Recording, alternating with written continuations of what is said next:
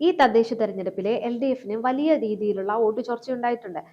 അവരുടെ കണക്കുകൾ പരിശോധിച്ചു കഴിഞ്ഞാൽ നമുക്ക് മനസ്സിലാവും 6 കോർപ്പറേഷനുള്ളിൽ ഒരു കോർപ്പറേഷനായിട്ട് ചുരുങ്ങി. അതായത് കഴിഞ്ഞ പ്രാവശ്യത്തേക്കാൾ വലിയ തോതിലുള്ള ഇടിവാണ് സംഭവിച്ചിരിക്കുന്നത്. അതുപോലെ തന്നെ പറയുവാണെങ്കിൽ കേരള കോൺഗ്രസ് എം ജോസ് കെ മാണി വിഭാഗത്തിനും വലിയ പ്രത്യേകിച്ച് യാതൊന്നും പ്രവർത്തിക്കാൻ കഴിയില്ല എന്ന രീതിയിലേക്ക് തന്നെ അല്ലെ കാര്യങ്ങൾ കൊണ്ടുവന്നെത്തിയിട്ടുള്ളത് ഇപ്പോൾ. അല്ല, CPM-ന് വലിയ തിരിച്ചടിയാണ് ഈ തെരഞ്ഞെടുപ്പിൽ ഉണ്ടായിരിക്കുന്നത്. അത് അവർ അംഗീകരിച്ചാലും ഇല്ലെങ്കിലും അതാണ് യാഥാർത്ഥ്യം. നമ്മൾ നോക്കുമ്പോൾ LDF മുന്നണികളാണല്ലോ, LDF, UDF, NDA. നമ്മുടെ UDF-ന്റെ കാര്യം പറഞ്ഞു.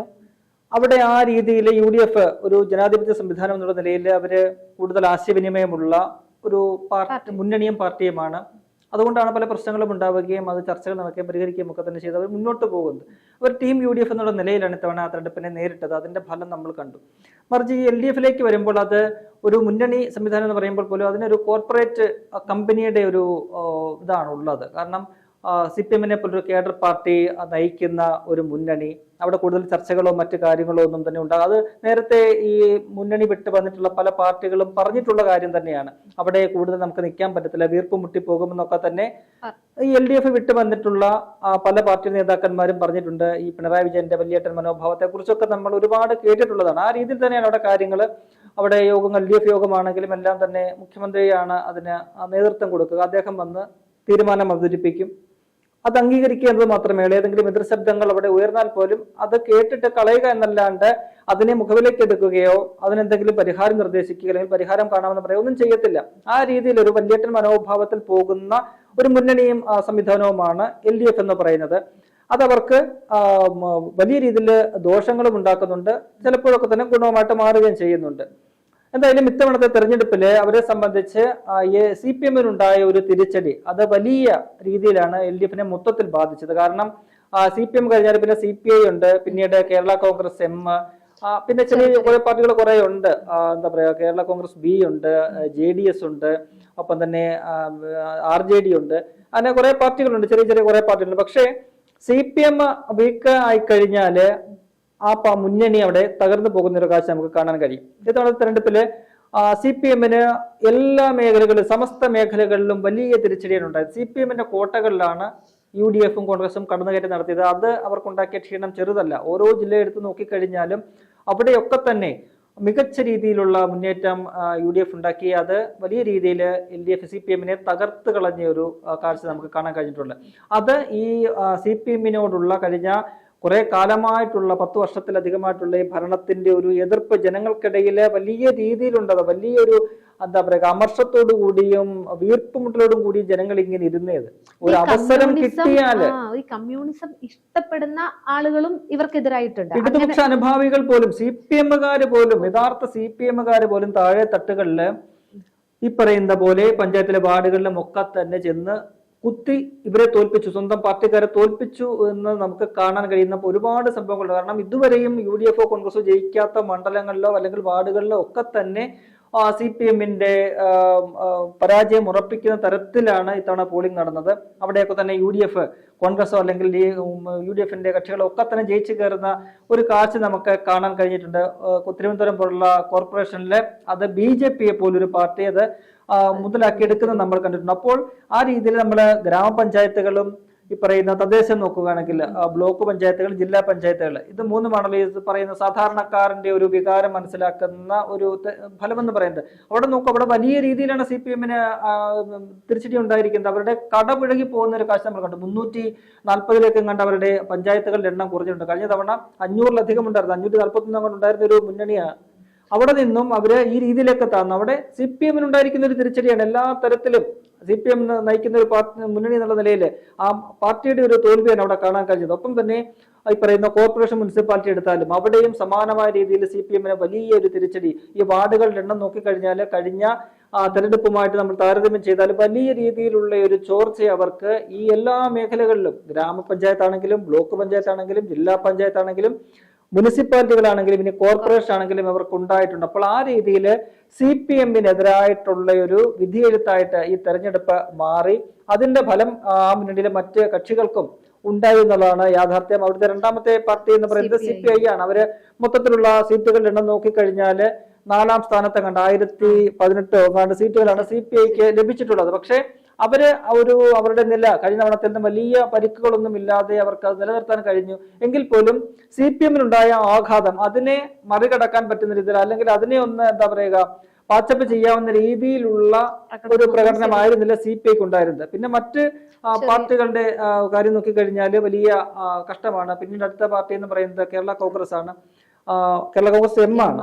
അവര് ഈ പറയുന്ന മധ്യ കേരളത്തിലൊക്കെ തന്നെ വലിയൊരു പ്രതീക്ഷയോടുകൂടി CPM കൊണ്ടുവന്നതാണ്. ഇത്തവണ കോട്ടയത്ത് മാത്രമല്ല, ഈ പറയുന്ന പത്തനംതിട്ട അല്ലെങ്കിൽ കോട്ടയമാണെങ്കിൽ ഇടുക്കിയിലൊക്കെ തന്നെയും ഈ സീറ്റ് ഷെയറിംഗില് വലിയ ഉദാര സമീപനമാണ് CPM കേരള കോൺഗ്രസിന്റെ മാണി വിഭാഗത്തോട് കാണിച്ചത്. അത് വലിയ ചർച്ചയാവുകയും ചെയ്തിരുന്നു കേട്ടോ. കാരണം CPIക്ക് പോലും കൊടുക്കാത്ത പരിഗണന CPM ഈ പറയുന്ന കേരള കോൺഗ്രസ് എമ്മിന് കൊടുത്തു. CPI ചോദിച്ച സീറ്റുകളൊന്നും കൊടുത്തില്ല. പലയിടങ്ങളിൽ എന്റെ നാട്ടിലൊക്കെ പലയിടത്തും CPIയും തന്നെ നേരിട്ട് പോരാടുന്ന പല വാർഡുകളും കാണാൻ കഴിഞ്ഞിട്ടുണ്ട്. അതിൽ തൊട്ട് മുമ്പും ഈ PM ശ്രീ വിവാദങ്ങളൊക്കെ ഉണ്ടായ സമയത്ത് CPIനോട് അതിന്റെയൊക്കെ ഒരു ചുരുക്കമൊക്കെ ഉണ്ട്, അത് പറയാതിരിക്കാൻ പറ്റത്തില്ല. പക്ഷെ എങ്കിൽ പോലും മധ്യ കേരളം പിടിക്കുക എന്ന ലക്ഷ്യത്തോടു കൂടിയാണ് അവിടെ 2021 അവരുടെ ഒരു പിന്തുണയോട് കൂടിയൊക്കെ ഈ ഭരണം നിലനിർത്താൻ കഴിഞ്ഞല്ലോ. അപ്പോൾ അതൊക്കെ മുന്നിൽ വെച്ചുകൊണ്ടാണ് ഇത്തവണയും അവർക്ക് അവരുടെ പിടിവാശിക്ക് വഴങ്ങിക്കൊണ്ട് അവരുടെ ഒരു കാർക്കശ സ്വഭാവം കാണിക്കാതെ ഉദാര സമീപനമാണ് ഈ സീറ്റ് ഷെയറിംഗിൽ ഒക്കെ തന്നെ നടത്തിയത്. പക്ഷേ അതൊക്കെ തന്നെ വലിയ തിരിച്ചടിയായി. ലഭിച്ച സീറ്റുകളിൽ ഒന്നും തന്നെ കേരള കോൺഗ്രസ് മാണി വിഭാഗത്തിന്, ജോസ് കെ മാണിക്ക് ഒരു നേട്ടവും ഉണ്ടാക്കാൻ കഴിഞ്ഞില്ല. 240 അടുപ്പിച്ച സീറ്റുകളാണ് അവർക്ക് മൊത്തത്തിൽ നേടാൻ കഴിഞ്ഞത്. കോർപ്പറേഷനുകളിൽ കുറേയിടത്ത് മത്സരിച്ചു, ഒരു വാർഡുകളിൽ മത്സരിച്ചു, ഒന്നിൽ പോലും അവർക്ക് ജയിക്കാൻ കഴിഞ്ഞില്ല. മാത്രമല്ല ഈ പറയുന്ന കേരള കോൺഗ്രസ് എമ്മിന്റെ തട്ടകമായ പാല മുനിസിപ്പാലിറ്റി പോലും അവർക്ക് കൈവിടുന്ന ഒരു കാഴ്ച നമുക്ക് കാണാൻ കഴിഞ്ഞു. ജോസ് കെ മാണിയുടെ വാർഡിൽ പോലും അവർക്ക് തോൽവി ഉണ്ടാകുന്ന ഒരു സാഹചര്യം ഉണ്ടായി. അങ്ങനെ ഈ പറയുന്ന കഴിഞ്ഞ നിയമസഭാ തെരഞ്ഞെടുപ്പില് LDF ഭരണം നേടുകയും കേരള കോൺഗ്രസ് എം അല്പം നേട്ടമുണ്ടാക്കുകയും ചെയ്ത തെരഞ്ഞെടുപ്പിലും ജോസ് കെ മാണി തോൽക്കുന്ന ഒരു കാഴ്ച നമ്മൾ കണ്ടു. വലിയ നാണക്കെട്ട തോൽവിയാണ് അദ്ദേഹം കേരള കോൺഗ്രസ് എമ്മിന്റെ അല്ലെങ്കിൽ മാണിയുടെ ഒരു തട്ടകമായിരുന്ന പാലയില് ജോസ് കെ മാണി നേരിട്ടത്. അത്തരത്തിൽ അവരുടെ ഒരു ജനസ്വാധീനം ഇല്ലാതെ പോകുന്ന അല്ലെങ്കിൽ കുറഞ്ഞു പോകുന്ന ഒരു കാഴ്ച നമുക്ക് കാണാൻ കഴിയുന്നുണ്ട്. അത് ഈ 3 ജില്ലകളെടുത്ത് പരിശോധിച്ചാൽ നമുക്ക് കാണാൻ കഴിയും. അവിടെ UDFന് ആനുപാതികമായിട്ടൊരു മുന്നേറ്റം ഉണ്ടാകാനും കഴിഞ്ഞിട്ടുണ്ട്. അപ്പോൾ കേരള കോൺഗ്രസ് എമ്മിനെ സംബന്ധിച്ച് അവർക്ക് എന്താ പറയുക, അവരുടെ അസ്തിത്വം ചോദ്യം ചെയ്യുന്ന നിലയിലേക്ക് ഈ തെരഞ്ഞെടുപ്പ് ഫലം മാറിയിട്ടുണ്ട്. അത് അവർ തിരിച്ചറിയുമെന്നാണ് മനസ്സിലാക്കാൻ കഴിയുന്നത്. എന്തായാലും മധ്യ കേരളത്തില് അവർക്കുണ്ടായ ഒരു തിരിച്ചടി അത് LDFനെ വലിയ രീതിയിൽ ബാധിച്ചു. മറ്റുള്ള പാർട്ടികളുടെ എടുത്ത് നോക്കുകയാണെങ്കിൽ കേരള കോൺഗ്രസ് നമ്മൾ നേരത്തെ പറഞ്ഞു, കേരള കോൺഗ്രസ് പിക്ക് അവരുടെ സ്വന്തം തട്ടകത്തിൽ പോലും നിലം തൊടാതെ അവര് തകർന്നു പോകുന്ന കാഴ്ച നമ്മൾ കണ്ടിട്ടുണ്ട്. പിന്നീട് JDSും അല്ലറ ചില്ലറ സീറ്റുകളൊക്കെ തന്നെ നേടിയെന്നല്ലാണ്ട് അത് കാര്യമായ രീതിയിൽ മുന്നണിക്ക് വലിയ രീതിയിൽ ഒരു ഭരണ നേട്ടം ഉണ്ടാക്കുന്ന രീതിയിലോ അല്ലെങ്കിൽ ഒരു വിജയം വലിയ രീതിയിൽ കൊടുക്കുന്ന രീതിയിലോ ഒന്നും സാധിച്ചിട്ടില്ല. പിന്നീടുള്ളത് RJD പോലുള്ള ചെറിയ ഈക്വൽ പാർട്ടികളാണ്. പാർട്ടികളുടെ എണ്ണം നോക്കുമ്പോൾ ഈ LDFിലെ വലിയ രീതിയിൽ പാർട്ടികളൊക്കെ തന്നെ ഉണ്ട്. പക്ഷെ അവിടെ ഈ പറയുന്ന പോലെ CPMന്റെ ഒരു പെർഫോമൻസ് ഉണ്ടായ ഒരു തിരിച്ചടിയാണ് അവർക്ക് മൊത്തത്തിൽ വലിയൊരു പരാജയം, ഇതിന്റെ ഒരു ആഴം ഇത്രമേൽ കൂട്ടിയത്. അത് CPMനെ സംബന്ധിച്ച് എന്താണെന്ന് ചോദിച്ചാൽ അവരുടെ കയ്യിലിരിപ്പിന്റെയാണ്. കഴിഞ്ഞ 10 വർഷമായിട്ട് അവർ ചെയ്തു കൂട്ടിയ പ്രവൃത്തികളുടെ, പിണറായി വിജയൻ സർക്കാർ ചെയ്തു കൂട്ടിയ പ്രവൃത്തികളുടെ ഒരു ഫലമാണ് ആ മുന്നണിയിലെ എല്ലാ പാർട്ടികളും അനുഭവിച്ചത്. അവരൊക്കെ തന്നെ റാൻമൂളി നിൽക്കുകയായിരുന്നു.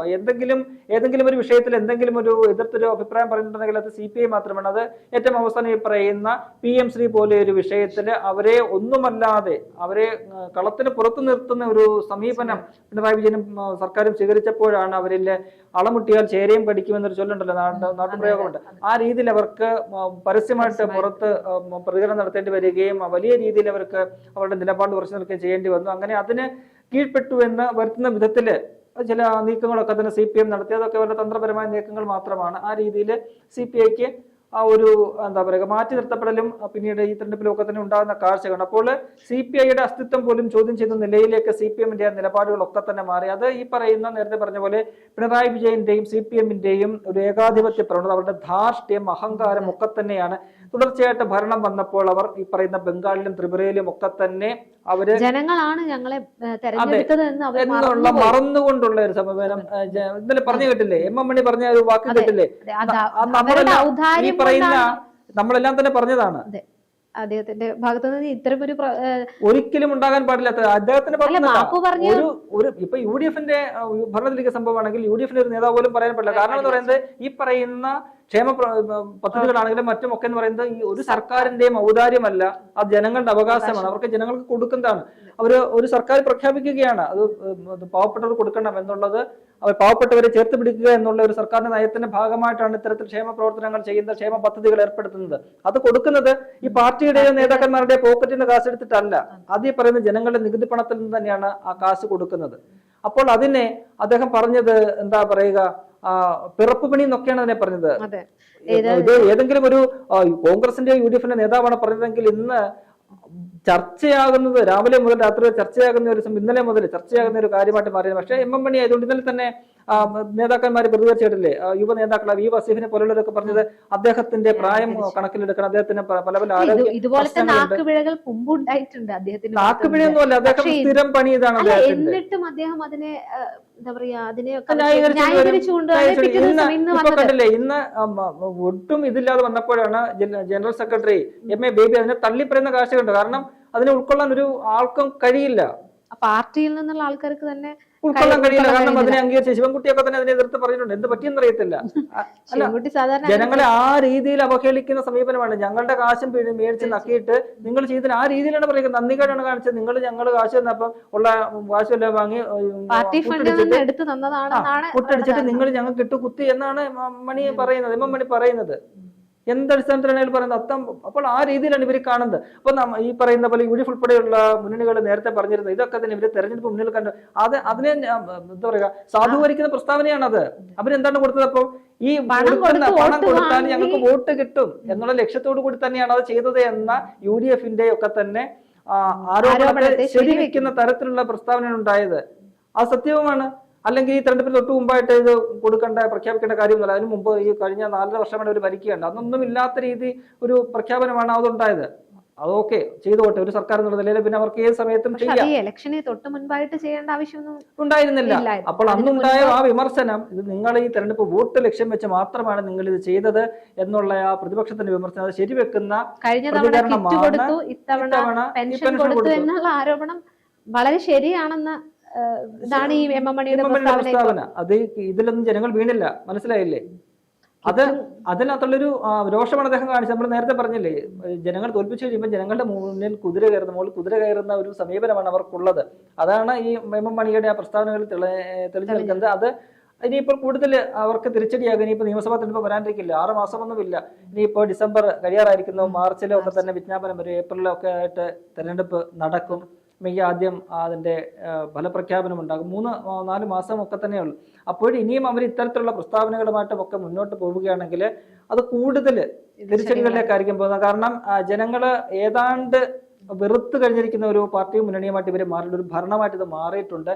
ഇവരെ എങ്ങനെയെങ്കിലും തൂത്തെറിയുക എന്നുള്ള ഒരു എന്താ ദൃഢനിശ്ചയത്തോടു കൂടിയാണ് ജനങ്ങൾ ഇങ്ങനെ ഇരിക്കുന്നത്. അതിന്റെ 1ാം ഘട്ടമാണ് ഇപ്പോൾ കഴിഞ്ഞത്. ഇനിയിപ്പോൾ നിയമസഭാ തെരഞ്ഞെടുപ്പ് വരുമ്പോൾ പോളിംഗ് ബൂത്തിലേക്ക് അവർ ചെല്ലുമ്പോൾ ഈ പറയുന്ന വികാരങ്ങളെല്ലാം വെച്ച് ആഞ്ഞു കുത്തുന്ന ഒരു അവസ്ഥ കൂടി വരും. അത് CPM-നെ സംബന്ധിച്ച് വലിയ ഒരു തിരിച്ചടിയാകും. അവരെ ഈ രാജ്യത്ത് തന്നെ ഭരണത്തിൽ ഇപ്പോൾ ഈ കേരളത്തിൽ മാത്രമാണുള്ളത്. അത് തുടച്ചു നീക്കപ്പെടുന്ന ഒരു സാഹചര്യമാണ് ഇനിയിപ്പോൾ 3-4 മാസത്തിനകത്ത് വരാൻ പോകുന്നത്.